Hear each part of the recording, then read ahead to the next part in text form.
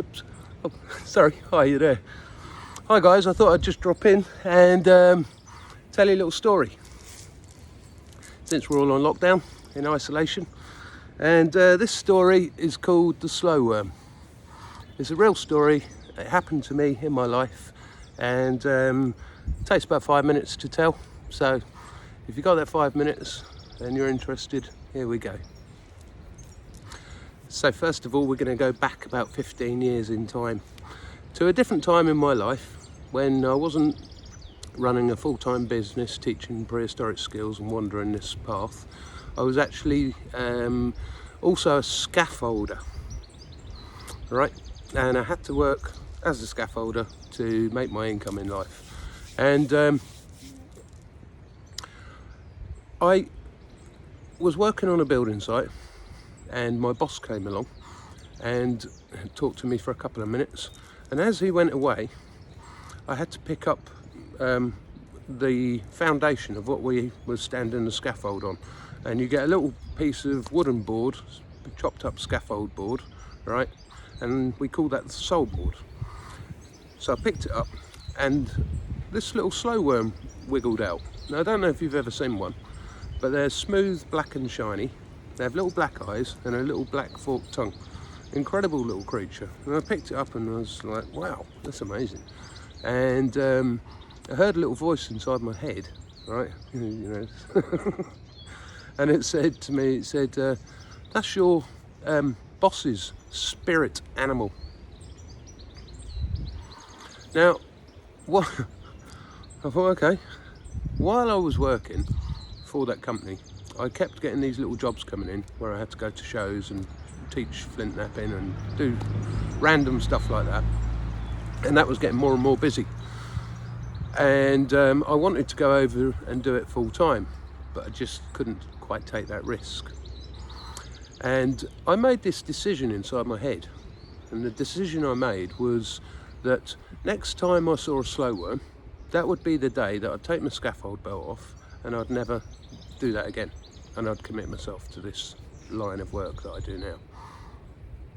And 4 years rolled by over that time, and I was working on a particular site, and I started that site and I did this whole phase of it, several hundred houses, and it was coming to an end. But also, one of the things that was happening is I was working with this guy.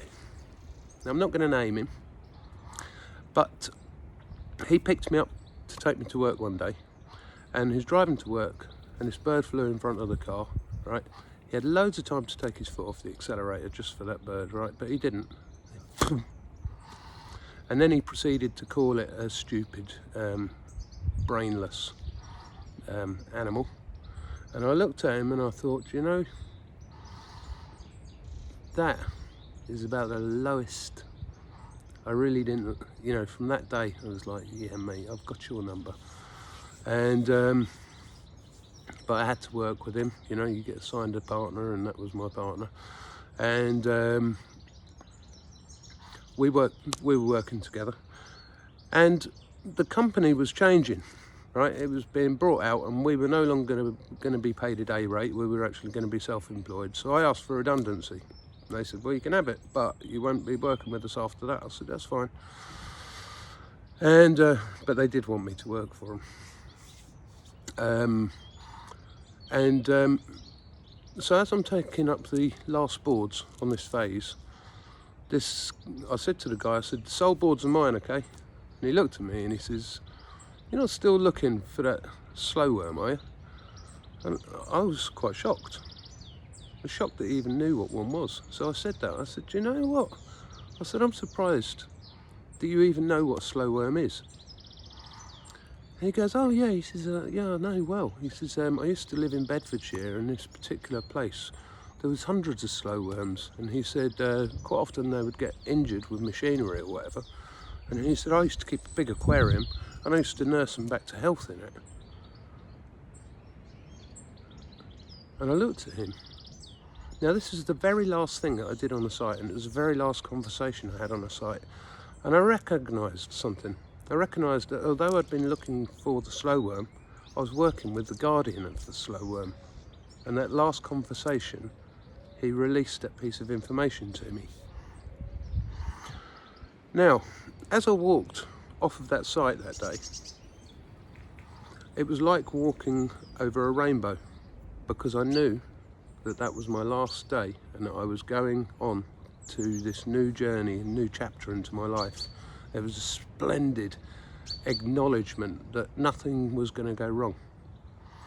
The timing was perfect. So the point in telling you the story, apart from it being quite an interesting little story, is there's such a thing as the universe has order and time.